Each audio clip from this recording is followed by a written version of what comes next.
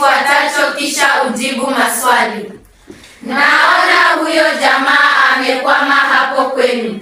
Nyinyi mko na bahati, but we are here to advise you. Alienda kwenu siku 6.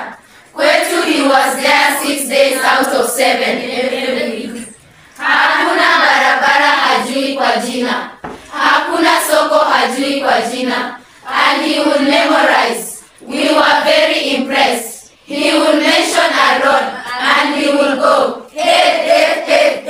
Ndiyo barabara itoke Mandera, ikuje Lamu, ikuje Gare, ikuje Elwa, ikuje Kobo, ikuje pale Kotulo, ikuje Tabat, ipitie hapa Wajia, iende Samatan, iteremke Madogashi, ifike Isiolo, iende Nairobi, ili watu wa Northern Kenya wanaopiga kura wakae kama Wakenya wengine. Hurra!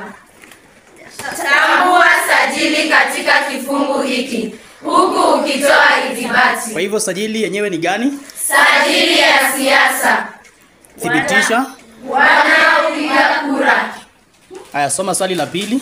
Fafanua sifa zozote 8 za sajili uliotambua. Sifa ya kwanza, msamiati maalum. Thibitisha Wanaopiga kura. Sifa ya pili, maelezo mafupi. Thibitisha Hakuna barabara hajui. Sifa ya tatu, maelezo marefu. Thibitisha Naona. Sifa ya 4, kuchanganya ndimi. ithibati. Mko na bahati, but we are here to advise you. Sifa nyingine, kuhamisha msimbo.